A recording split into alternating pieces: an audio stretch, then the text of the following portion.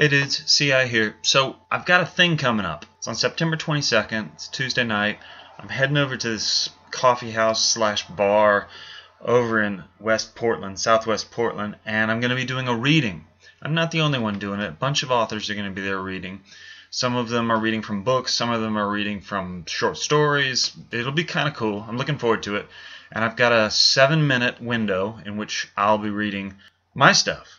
And I've decided, since my new novel isn't done yet, that I'll read from my old novel. So I'm going to read for you now. So this will be a long video. It'll be like a 7-minute video. But this is what I'm going to read on September 22nd. So here you go. It's chapter 3 from Punk Rock Love Song. I'm just going to give the intro so you can kind of get the whole picture. Here's how it's going to go. Hi, my name is C.I. DeMann, and I'm going to be reading today from my book, A Punk Rock Love Song. This book is young adult, and it is written from the perspective of a 16-year-old girl. So as I'm reading, I'd like you to imagine that I'm a 16-year-old girl. I don't do a very good job with the voices, so it might be some work. I'm going to read the back cover of the book so you'll get a sense of what's happening. Maggie's mother is dead, her father is broken, and all her old friends are drifting away. Now, some guy at school is starting a rock band. Maggie doesn't play an instrument, but the guy doesn't know that. What does she have to lose? Chapter 3. Okay, so it's a couple days later, and I'm sitting in the kitchen trying to work up the courage to call David Nelson. I've been sitting here for like half an hour, actually, but still haven't done it. I've done a lot of other important things, though, like staring off into space, like eating some yogurt, like putting the spoon in the dishwasher. A couple times I've dialed half of David's number, then stopped. That's always pretty impressive, I think. Now I'm staring at all the stuff on the refrigerator door. It's occupied me for quite a while, actually. There's a lot up there.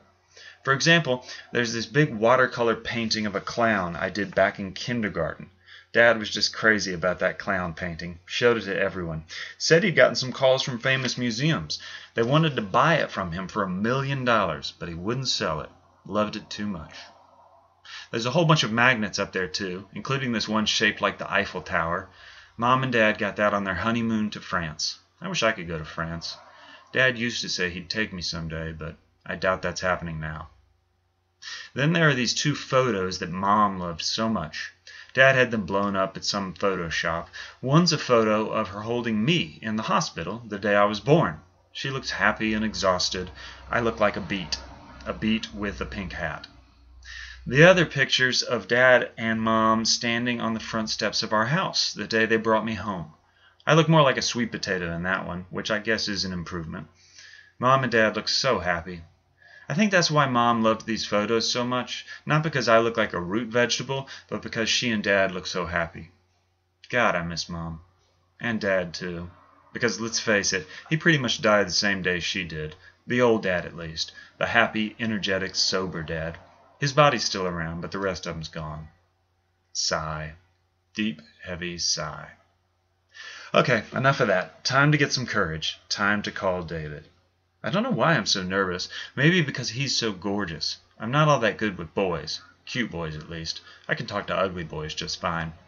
But in truth, it's not just that David is crazy hot. I'm mostly scared because I know I'm completely and totally faking my way through this. And what if he can tell? What if he starts asking me questions I can't answer, like, I don't know, what awesome songs can you play? None. Or, who's your favorite bass player? I don't know any bass players. I don't know anything. I just have my mom's old bass. That's it. I mean, he's going to figure this out eventually, but I'd rather he didn't do it on the first phone call. I need this band. I really do. I know that sounds stupid, but it's true. A week ago, I'd never even considered being in a rock band. Now it seems like the only thing that'll fix my sad, pathetic life. So I finally dialed, and the phone's finally ringing.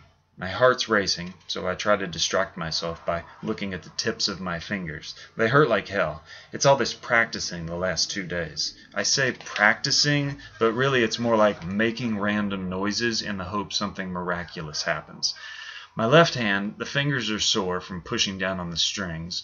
My right hand, the index finger is starting to get a blister from plucking the strings over and over. Plucking's not the right word. Thumping? Plunking? Anyway, it hurts like hell, and there's a blister coming up. I guess I'll have to start using my middle finger. And if that one gets a blister, my ring finger, then my pinky, Then what? My thumb? My toes? Ridiculous. Someone at David's house finally picks up and runs off to get him. Sounds like a teenager, maybe a brother or a friend or something. He's probably got tons of friends and a big house. They're probably having a party right now on a Thursday. Hi, this is David.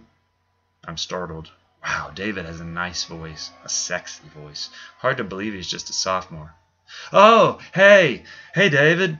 God, I sound like such a dope. This is Maggie Blackman. Jesus, could I stutter any more?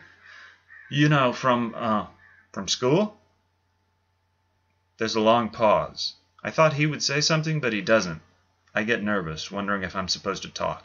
I almost do, when finally, sounding annoyed, he says, Okay, this isn't going well.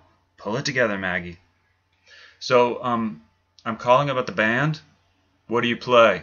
Bass? I make it sound like a question. Damn it, Maggie, sound confident. He can tell. Okay, fine, he says. There's going to be a lot of bass players trying out, but whatever. Can you play Wild Thing? Yeah, sure. Complete lie, of course. I don't even know what Wild Thing is. A song? I can do that. Good. It's a dumb song, I know, but it's easy. If people can't play that, then hell with them. Yeah, I say, trying to sound all cocky. Definitely. Oh man, this song better be easy. David gives me a few details on the tryouts, time, place, etc., then hangs up. I stand there in the kitchen completely exhausted, but I've done it.